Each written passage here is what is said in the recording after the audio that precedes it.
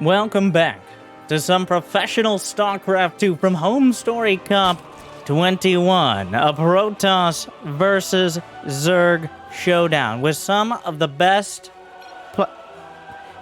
Yes, they are all good. Yeah, even one of the players agrees. Really spoiling my whole introduction. Not quite perfect, but very close. In the top left, we have the finisher. It's Serral. He doesn't do anything you haven't seen before. He just does everything a little bit better. And probably the favorite to win essentially any tournament he's entering, up to and including a competition for people under the age of 60 who are allowed to wear fedoras. It's a very small competition. A lot of people are disqualified immediately. Anyways, in the bottom right, from the Storm G clan. What could it mean? What could it mean? Interesting, though. We have Maru, the Wall, Showtime, who stands in Serral's way, and one of the most capable of doing so. So, Homestory Cup 21, it's back. Though we had a lot of replacement players, we got all the highlights here. And I hope if you had a match from the tournament that you would like to see a different perspective on, aka me casting, maybe leave a comment, like, subscribe if you enjoy the games. And I think there's a little bit of time for filler, as these two, especially in Game 1, I don't think are very likely to be throwing punches. Especially on Moondance, where we have the pocket base that, while it doesn't have as many mineral patches or gas geysers, 6 and 1 compared to 8 and 2, it is still blocked off by that front wall that Showtime's already set up. Zerg players aren't as likely to take it early on, as you want to get your creep out there, and of course you want access to as much as possible. Usually Zergs are a little more comfortable defending out on the map, as they're the map control race in most scenarios, though Hero has kind of shaken that up lately. What he hasn't shaken up is the Stargate. The Stargate is still the staple, the bread and the butter, the core, the tasty filling of, more like the, you know what, moving on. What food ingredient do you associate most with the Stargate? If you don't have any other StarCraft-related opinions, well, I'm sure maybe you've eaten before. I know my demographic. Humans, mostly. So, a phoenix, though, is something that most humans aren't used to seeing. At least not for several years. Going to take out the Overlord and leave a little bit of ambiguity as to whether he's taken the back third, though the Phoenix itself kind of gives away. Well, it's not an Oracle. Doesn't take a revelation to see that. The lack of Oracle early means Serral gets a little more breathing room early on when it comes to building Spore Crawlers, positioning as queens, just general tomfoolery that the Oracle brings to the table, though the Phoenix will deny vision. The big question for Serral will be not if, but when more Stargate units come across, and then a little bit more up in the air, pun somewhat intended, what the transition's going to be. The Phoenix Oracle play lifts the Queen. Brenda has to watch as the Oracle slides in, sees nothing it can reliably kill, and backs right out. So Twilight and Forge. We are going with the ground-based follow-up. A single Oracle here from Showtime. Oh, make that 2. I'm sorry. Moracles. The dynamic duo with the Phoenix to provide map control, scouting, just keep everyone busy, including this Queen. The Oracle Micro, not amazing. So a lot of damage taken on one Oracle and the Phoenix, and overall not really gets 2 drowns. Okay, 2 drowns. It's not nothing, but it's pretty close. Behind it is Blink, +1. We've got a Roach Warren for Serral and a Lair on the way. Just now started. He's got 53 workers apiece, actually, so we're even on that count.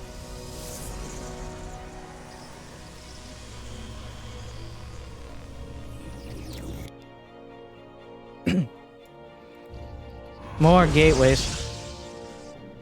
Showtime going up to 6 here to start. A second forge. So it's going to be that Golden Swarm, that hero-style mass gateway units. Stalkers with Blink, and I assume Charge will be immediately after. This essentially tries to compete directly with the unit count of Zerg. Something that Protoss players and general players have tried to avoid. Zerg players, that's their whole thing, right? That's their whole flavor, is overwhelming and just running down what the other races can put on the table. But Hero, in all his wisdom and glory, he realized, well, these Protoss units are pretty good, but people just don't seem to be making a lot of them. So what if we get those oracles to start, carve out a little space, get a good economy, and then a bunch of gateway units? Why not? And a lot of people were like, well, I don't think you're allowed to do that. That's the Zerg, they can just make way more units, which is not good. You're going to be just behind. They'll have way more units than you. No. The economy that you can build behind these oracles is enough to support 6 going on 8, going on more gateways, getting a 4th nexus. Serral did not challenge any of the bases, but instead built up an economy of his own. He's at 66 drones. He's not adding any more. He knows he wants to hammer down this first attack before it can get any real progress. The Queens, an Oracle taking a lot of damage, looks for a revelation, turns around towards it. Showtime right now, the best defense is a good, concerted offense. He's not necessarily trying to do damage. He needs to keep Reynor's economy down and force him to build these low-tech units. But here comes... Oh my god.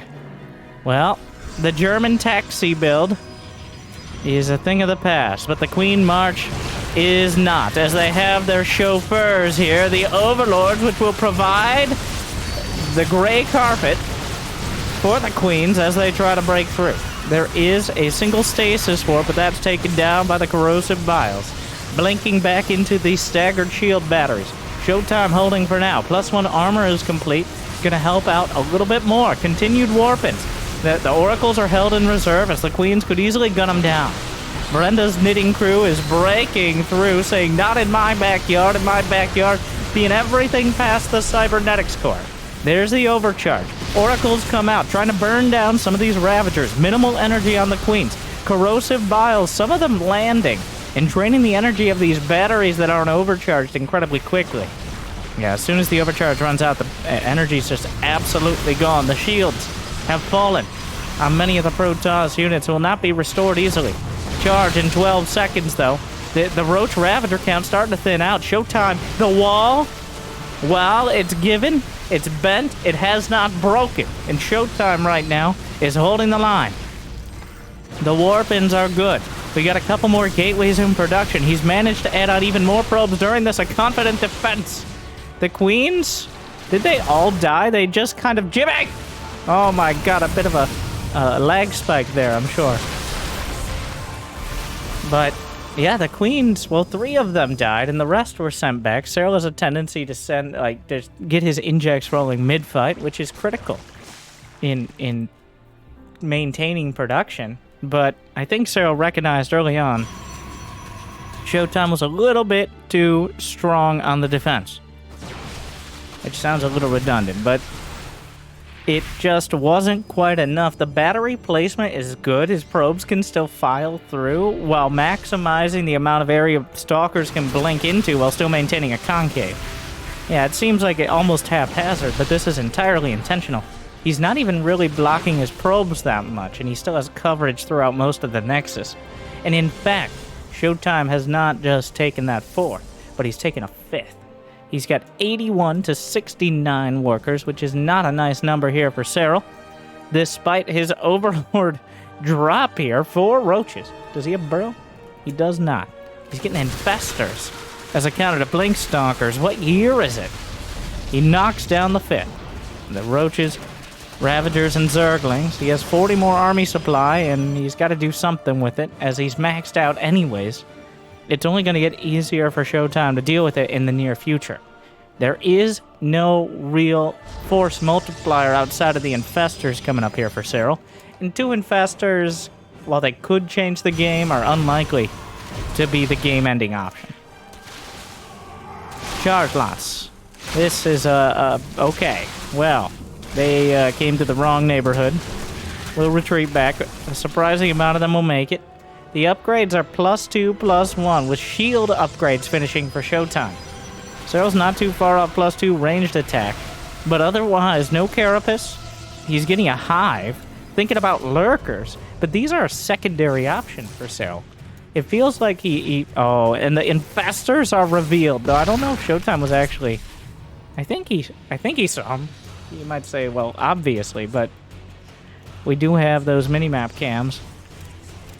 And I'm not entirely convinced Showtime was looking directly at that Oracle. He's heading on a robotics bay. 4 more probes at a time, all the next side producing. 2 Immortals as well. And the Overlord drops, so doing whatever he can to keep Showtime busy. But is it going to be enough? At the end of the day, Showtime's nearly maxed out. The Infestors are a big part of this. A good fungal can be a lot of damage on Showtime Stalkers. Oh, the fungal catches half a dozen.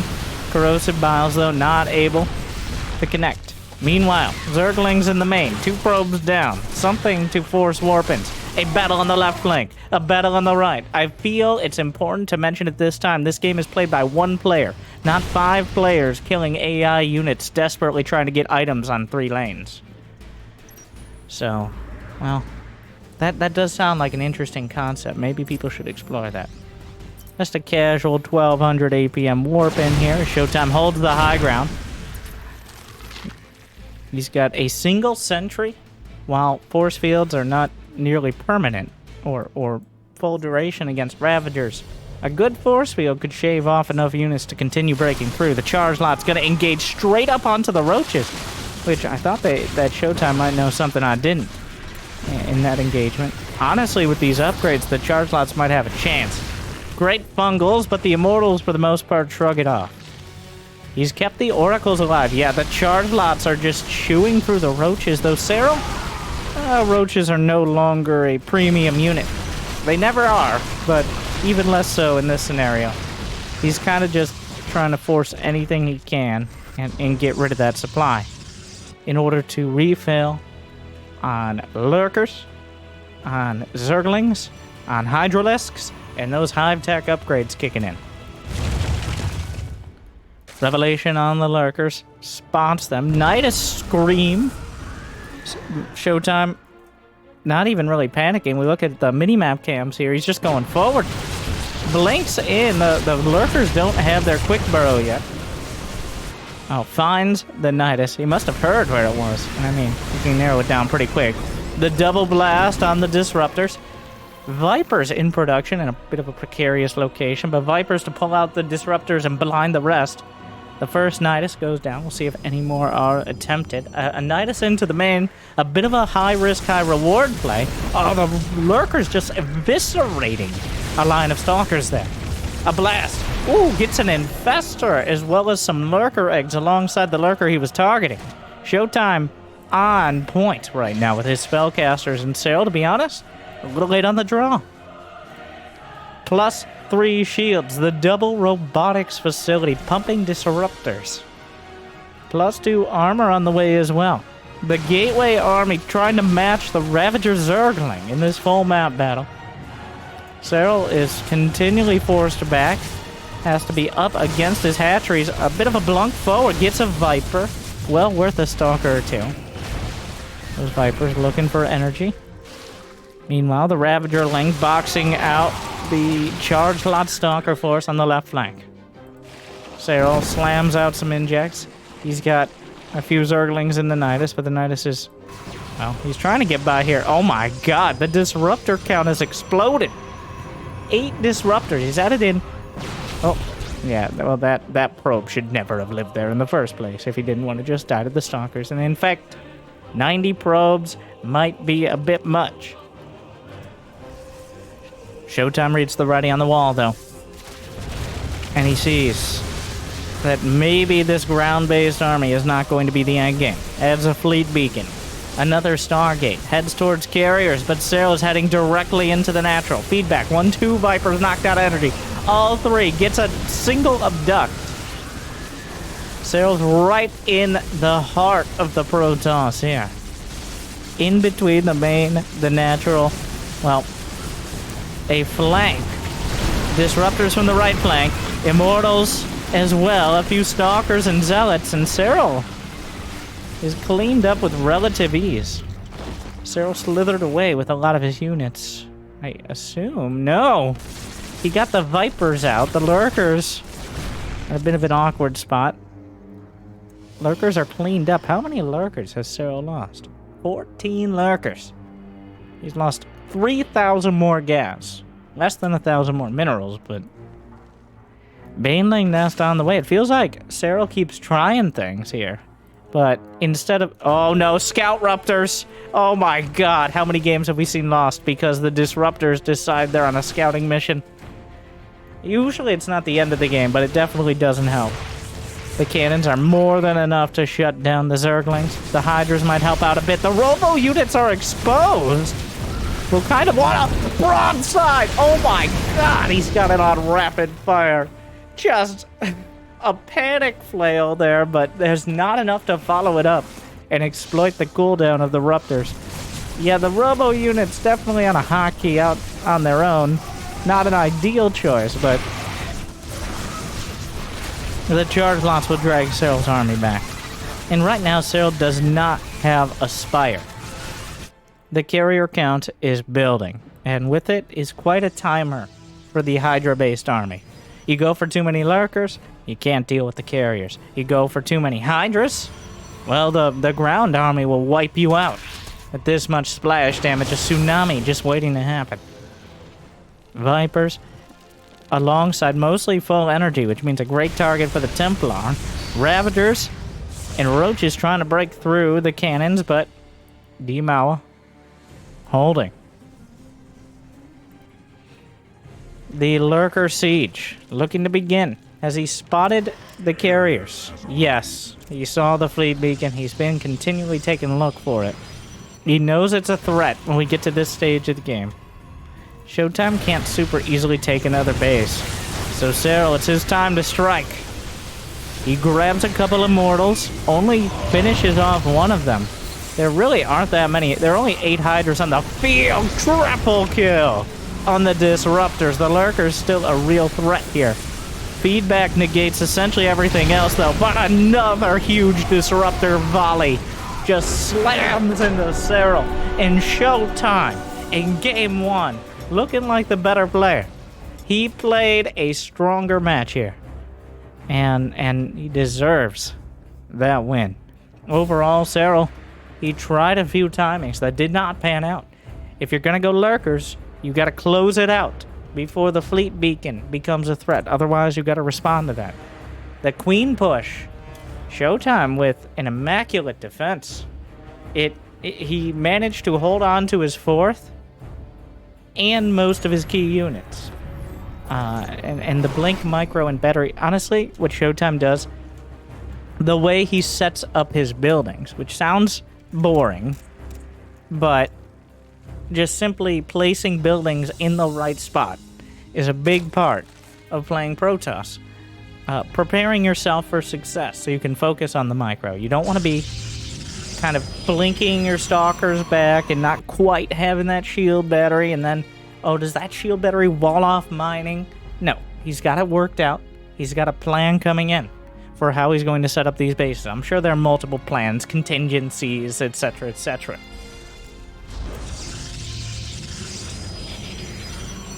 Showtime with a dominant performance in Game 1, which does not bode well for the man who's looking to take down another Homestory Cup championship. Or take home. Take down? Either way, you got the idea. Game 2, inside and out.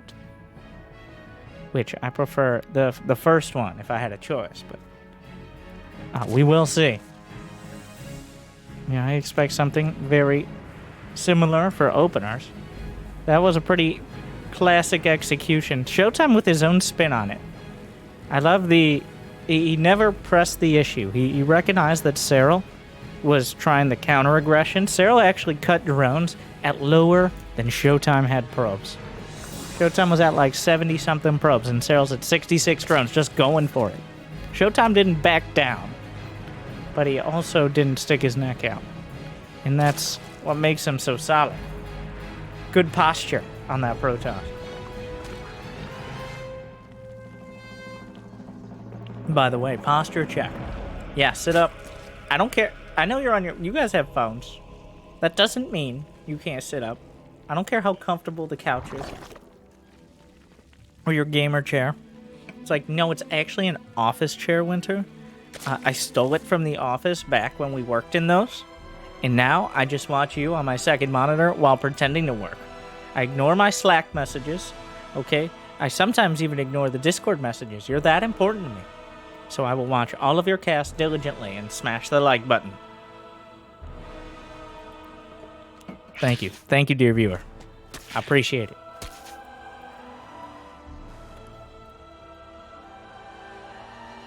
Stargate. To the surprise of absolutely no one. Serral, on the other hand, Zergling speed pulls out of gas and gets his third. Honestly, going for the speed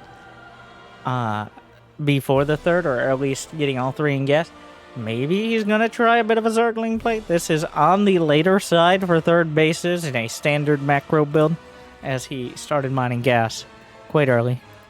Early enough to get Zergling speed started before the third is the key part here. Wait, did he cancel it? What? Huh. A lair? He canceled Ling speed. What did he see? Okay, that's quite a move. Rarely do you see quite that. That's usually the default upgrade. You have Ling speed. That's something you have. He gets 100 gas back. He's actually mining more gas. So it's pretty, from our perspective, it's quite suspicious. He's adding on more queens. He's only now slamming spores, which indicates he wasn't convinced it was a Stargate. I wonder if Showtime's going to notice these Zerglings here. I think he will momentarily. Lair does start. Yeah, we'll see what Serral has in mind for this extra gas. If he just gets Zergling speed right after, I will be very confused. But yeah, Lair's on the way. No Roach Warren yet. Is this a Muta rush? No, there's the Roach Warren. Well, maybe a Ravager all in? We'll have to find out. Twilight and Forge. How many oracles? The Tri-Oracle, the Plethoracles here for Showtime.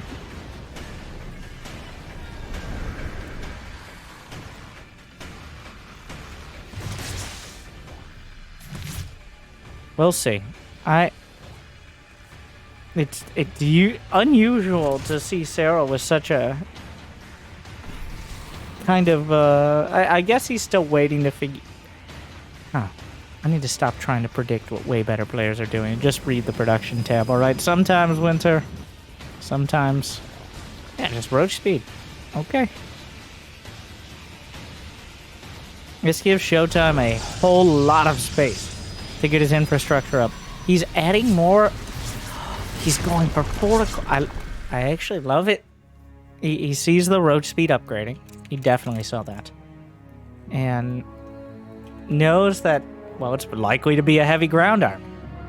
And oracles, we've been seeing a lot more. Just add them on kind of like Banshees for Terran, where if you're dealing with Zerg ground, you just, why not? It's a nice supplement to your average army. If you get enough oracles, you kind of negate the idea of queen pushes, because you can burn through them, and almost just preemptively shut down roaches, as they have no real risk of doing damage. Now, inside and out is a deceptively small map. There aren't that many bases, not that much space in between them. So when Serral pulls the trigger on an attack, he's going to be able to get across the map quite quickly. Okay. Showtime shows up, slaps a revelation on the rock, says, "Sir, please."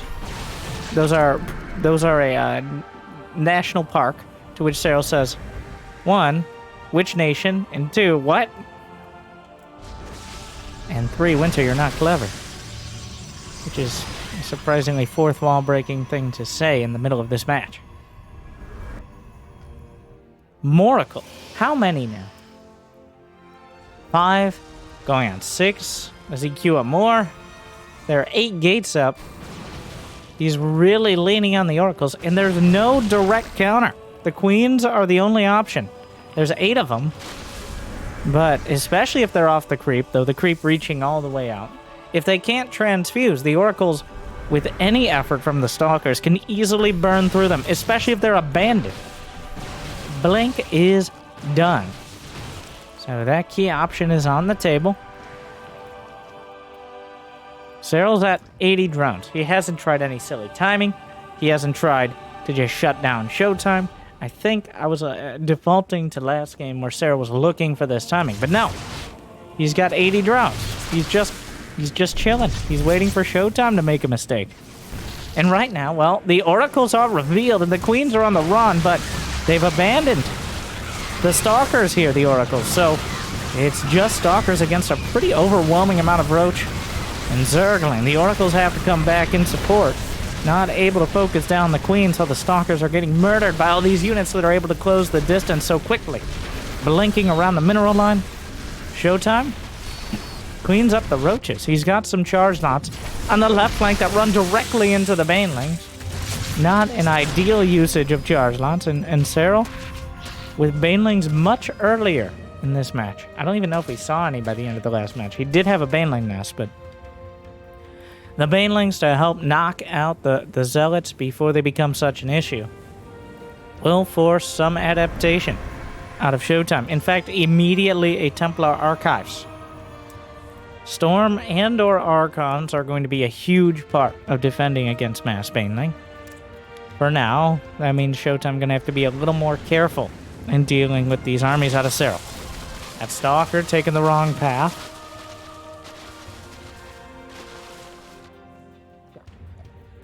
Plus, when melee about to finish, the banelings are just okay. Like a tower defense game a little, as the banelings just roll through sometimes. The best Zergs feel like playing an AI that can just be everywhere at once. The queens kind of on their own, as the Zerglings and Roaches are chasing down the charge knots. Oracle's still protecting the main brunt of the army, and providing revelation and just general support. Another wave. The banelings rolling in towards the 4th, but trickling through. Get the cannons. Archon cleans up the rest. More roaches and banes. Showtime moving to the left flank, but doesn't have eyes on this roach attack towards the north. Queen's caught in a stasis. Handful of roaches, even splitting some of the oracles. Actually just taking their time bringing things up. Another wave of banes. Mind of their own. The charge lots are running. The oracles are almost entirely out of energy, which leaves a potential window of attack. Stasis catches a few more. Serral decides on a few last banelings and a few more just hitting him in the face. Banelings rolling through. Fuel battery overcharge. Stalker's not really blinking here. The oracles are nowhere to be seen. The Hydra's adding a lot of damage on the back line. And Serral is just... he poked and prodded and looked for gaps in the defense He put a lot of effort into finding them here. And eventually, just one of these attacks breaks through the queens. Get off my lawn! The whole knitting crew together throw back the charge lots and wait for the units to make sure they stay out. It's been, honestly, it feels like Showtime has not another. We're playing Ice Baneling Escape. I hate that game, but I'm so bad. Showtime. It feels like Showtime is not really respecting what Serral can bring to the table. He's trying to partition his forces, but every time Serral's gaining a little ground. There's a few more banelings. He's already taken out the base. Showtime is at 97 probes. That's too many probes. It's a problem now. He needs more army supply. Yeah, he's not maxed out quite yet, but if he ever gets there, it's definitely going to be a focal point. Showtime, he got some oracles to the other side of the map. He's going for the drones. Serral's army supply is massive right now. The banelings, though, crashing through. They settle on the Archons. Yeah, I guess maxing out is not a huge issue for Showtime with the way Serral's playing. The tide of Serral, though, continues to wash over these units. It's just going to be Hydras on the back line here momentarily, but the 2-2 is done. This game, Showtime was not able to get the upgrades or even find a second G. As he taps out. Serral overwhelming. Yeah, That was the Serral we're used to seeing, where at no point did it look like Showtime had any opportunity to do damage. He just didn't. Every angle was already covered. Serral just wandered into... that's demeaning it a little, but he wandered into a massive economy and leaned on it until Showtime broke. Eventually, the wall fixed. All right, looks like we made Serral play with only one hand again. All right, make sure that duct tape is nice and tight.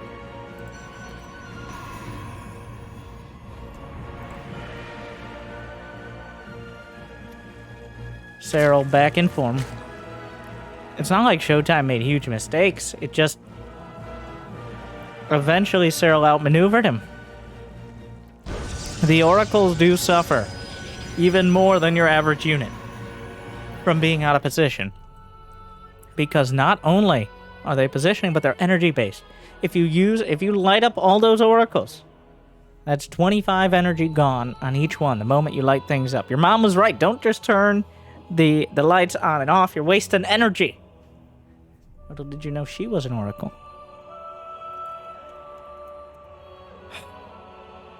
So you got to be careful with those mass oracle compositions. They are high risk, but high reward.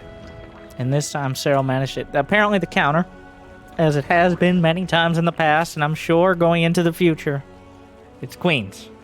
Enough queens to defend, enough queens to attack. And enough queens in and of itself is a bit of a mischaracterization, because you can never have that number. I think he had like 14 by the end, something like that.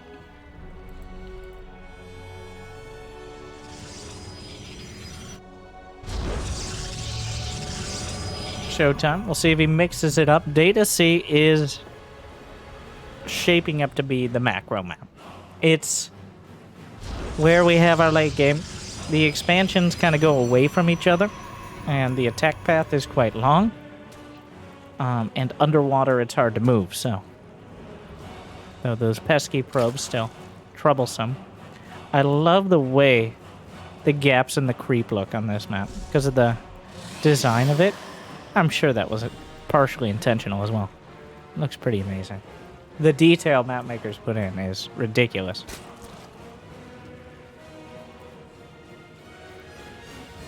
Yeah, that's like a World of Warcraft thing. Yeah, no, lost that entire train of thought. Derailed. Let's get back on track. Stargate. Wow. Bold. Unique. trailblazing a Stargate. Now, the real question. Phoenix or Oracle? Oracle it is. Back to the classics. Serral, not taking any chances. He got a quick third this time around. Just now has the gas for speed. A risky pylon in the wall. I think even Maru pointing that one out there. So I'm not a big fan of pylons in the wall. Though it isn't his second pylon. So, not nearly as risky.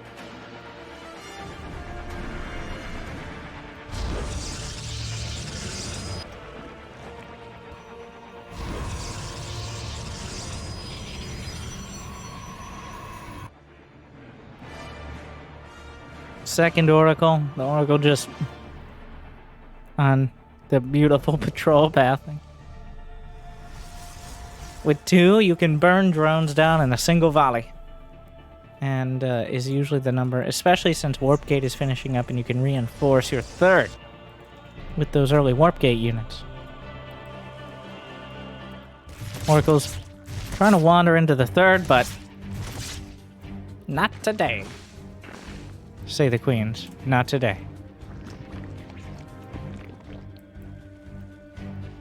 They're gonna try to work their way around the corner, but Serral had an Overlord. He saw that. A Queen's already in place, thumbing their weirdly shaped noses at those Oracles. How rambunctious these silly energy-based units. When you can no longer fly, you won't be so happy, Oracles. Troubled times for the Queens. It's been 12 years, alright? Get over it, Brenda. No! Back in my day, we could fly. And it was beautiful. You also required, like, a lair, so don't complain too much. Be happy with where you are.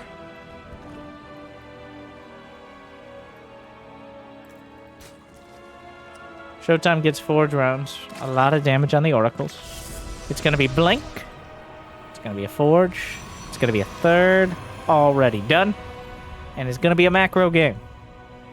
I know, sounds crazy.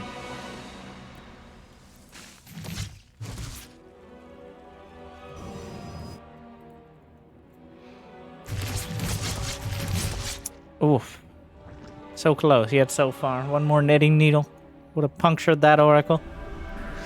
Ooh, that was a weird animation there, but a stasis ward pops out. Blink is about done. Roaches and Lings being added on as Serral understands the timing. The Revelation gonna help with the creep tumors. Queen's gonna try to defend the work they've put in, but loses 1. Oh no, Susan!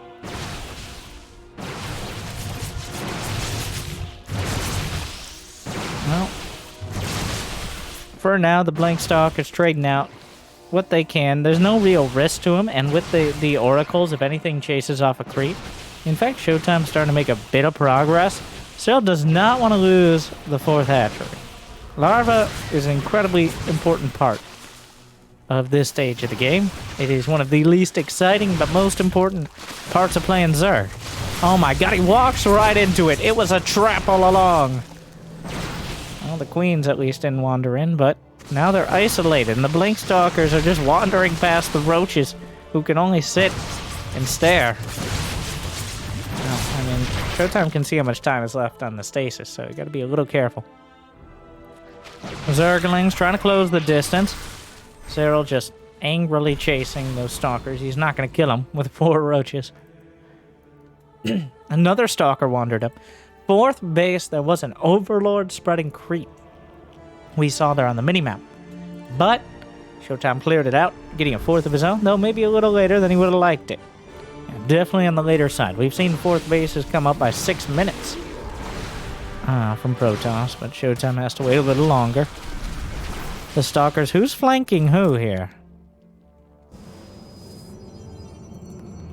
Well, the Stalker count is 18. The Roach count up to 32. Serral at 78 drones. Here we go again. Showtime on a single Forge adding more gates. But Serral, he tried his timing in game 1. He didn't like the way it tasted. It appears he settled on the old tried and true just macro better. More stuff countering less stuff, as many have once said. Well, the oracles activate. Try to chase this down. The roaches closing a lot of the distance. The oracles were on hold position, trying to avoid the queens or really minimize the amount of damage they wasted, but end up losing. Not one, but two. So the queen's getting the better end of that exchange as well. Triple robotics facility. As Showtime gonna try to counter Serral directly. Those roaches, well, the thing is, Serral is already working his way up towards Hive Tech. He's got an infestation pit. He's got 80 drones. I seriously doubt that Serral will stay on Roach or even Ravager. I don't think he's built a single Ravager. And I'm, at this stage, why waste the gas? The Baneling's a key point, as Serral is boxing out on both sides. Robotics made 2 Immortals at a time.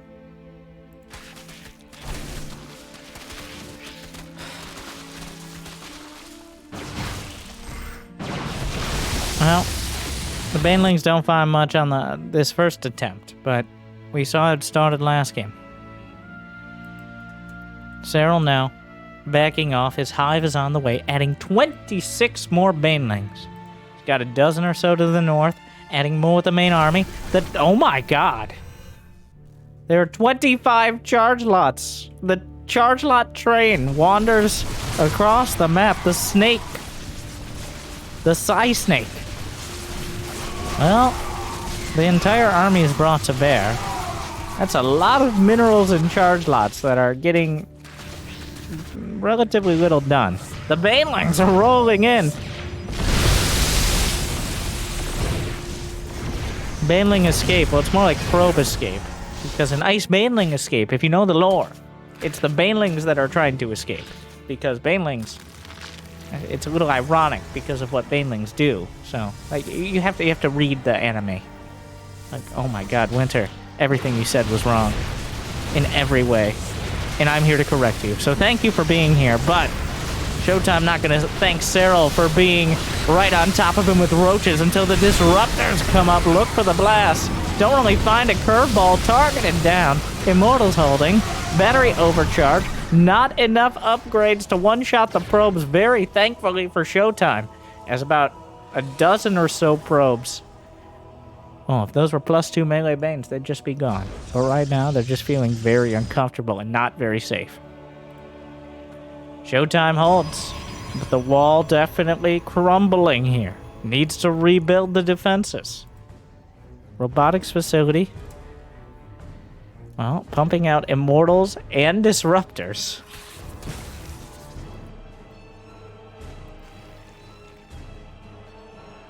Another base seems optimistic. 200 supply Vipers on the way, +2 melee, +1 Carapace. As Serral fills in the blanks here. The Queen's Brenda! Oh no. Loses one, but the entire Zerg army angrily chases things down. Yeah, with Hive done, Adrenal Glands, +2 melee, +1 Carapace, Serral has everything and then some. Showtime? He's building up the Disruptor count. What are we sitting at? 5 Disruptors. He's got okay. He's got +2 attack, +3 is soon to finish. But Serral is not going to let him get a 5th base. And with the main mining out in just a few minutes, the natural close behind, the 5th base is going to become the focal point. For both sides, really, but Serral's already had his 5th, and he's going on a 6th and a 7th. Well, Revelation spots a huge group of Banes. Adrenal Glands is done. Disruptor finds a target. A full volley! Broadside! Absolutely shut down. Muzzled there. Abducted by the Vipers, which negate all the splash damage, though Showtime, the rest of his gateway units have a great time with that fight. While the Disruptors were pulled out of their volley, it didn't actually secure the kill. The Vipers did not get anything else but the Abducts in that fight. And that means Showtime still has a very strong standing army with which to march across the maps. The Disruptors just exploit a bad position. It's the army that backs it up that really makes the difference here. And the Immortal count looking quite hefty. I think that's the only way to describe it. 7 Immortals. Lurkers are on the way, but Serral now on the back foot, trying to find some counter damage, but Showtime has been able to bolster his defenses on both fronts. Looks like he will be finishing a 5th base. You gotta be careful with those charge lots. +2 melee Banes are very dangerous to probes and charge lots alike. Down goes an Archon.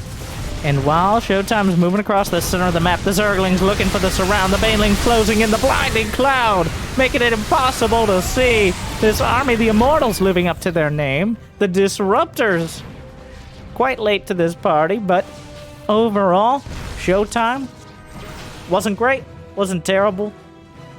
That fight could have gone much worse if the Immortals were taken out, but with them intact, he still has the core of the army. The Disruptor's just taking whatever the least safe pathing is they're much like my units on the ladder. They just decide, you know what? Maybe if I wander on the other side of the rocks, that'd be a great idea. Very headstrong units. I think their entire thing is their head. But, oh my god, the stasis force field shuts down half of the Zerglings and half of the ramp. The Banelings are closing in. Parasitic Bomb on an Oracle. Disruptor. The pump fake there on the Banelings, not enough to dodge it. The Zerglings get a dozen probes, which is not the end of the world. Fires a preemptive volley and connects. Alley-oops onto those Zerglings. The timing is surprisingly hard to land. But Serral comes in. A new challenger approaches as the Lurkers slice through the pylon, depower the cannons, and now have a beautiful concave to engage this base. Is there detection? A single observer, a single oracle, and the concave is devastating here. These units are all strong against Lurkers, but in this position, good luck. The double shot comes in, knocks out a single Lurker. Another double shot. Feedbacks looking good. Charge lots in the main already dealt with. 39 probes have died in the last minute. But because it's Showtime means he still has enough for an economy. He's at 53, which he was in the nearing 100 again. Problem is, Showtime didn't really do any meaningful counter damage. He didn't kill a base. He didn't kill a bunch of drones. Did he kill any of the infrastructure? He tried to target the hive. He's killed a single hatchery in this game. Not even sure where. Maybe a macro hatch in the main. Storm is done. A Greater Spire on the way. That Disruptor tracks the Zerglings just barely. Showtime, though, once again, so close to holding, but yet so far. Serral just seems to be a little bit faster with a little bit more than he needs. Showtime gonna try to hold, but the Zerglings close the distance and rip down the battery, the charge lots. Back to back is not enough. And Showtime is flailing into a base trade right now. The thing is, all Serral has on the other side of the map are a few lings and blings. Showtime needs to kind of end the game with this. And before Broodlords, maybe. The Disruptor shots, though, shut down. How many Ruptors are left? 0. That's not very many. The Lurkers are building. The Broodlords. The final boss here. Where are the Broodlords building? Not too far behind the lines. Another base down. The Zerglings are breaking through the front. The gateway falls. And right as it looks like Showtime might break through and pull a victory out from what was a slow defeat, the Broodlords reveal themselves. And Showtime taps out. It's just too much. Well, overall, Showtime's playing so well, but it's Serral.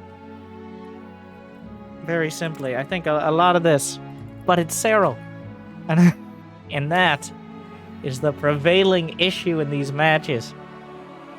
Those banelings, it's... I can't stress how difficult it is to efficiently and reliably get banelings to even get close to the mineral lines like that. But he's just picking these angles and these attack paths so well that Showtime is struggling. Jimmy! Match point.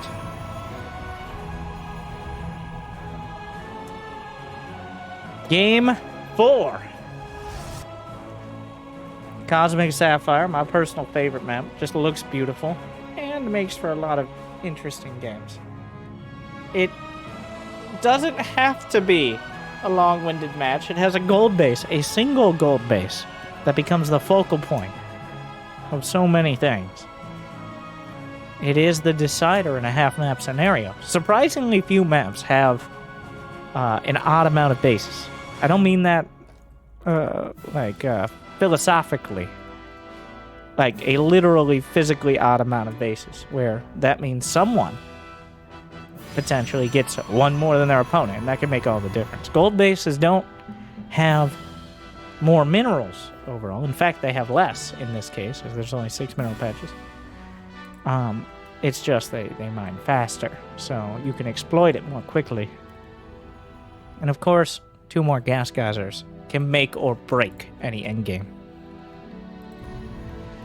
Thing is here that Showtime, the most success he's had is with getting to that endgame. The carriers up against the lurkers, but I gotta stress how much Serral was trying to end the game earlier.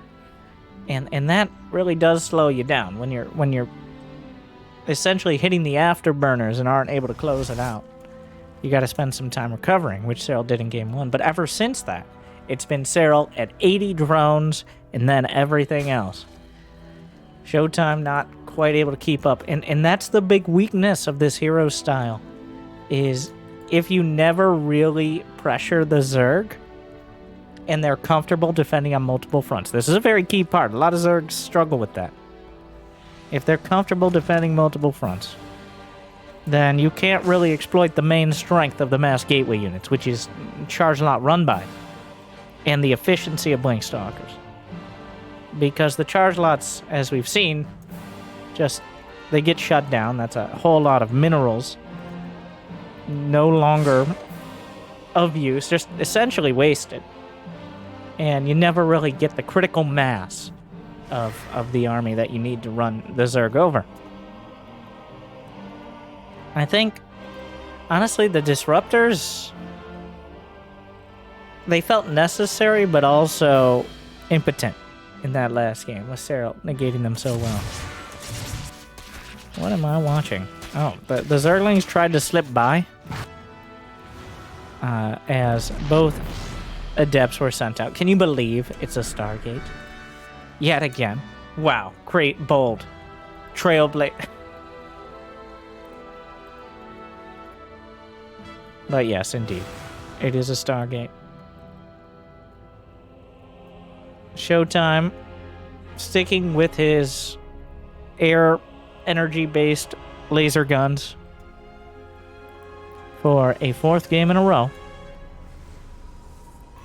I said he sometimes will mix it up, but it's not necessarily a guarantee.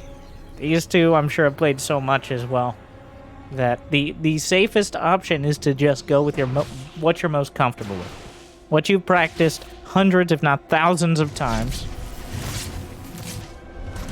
Even if you know your opponent's ready for it, you don't really... That's one of the biggest mistakes. In the few times I've even pretended to be competitive, I found myself with a huge urge to just switch it up and do this crazy, like, oh no, it's time for a DT rush or something of the equivalent that I've never done in 100 games, but suddenly it's all on the line and I'll put the pressure on. And this is a little bit different here. We got a bit of a gateway push. The Adepts with the Oracles, the combined efforts early.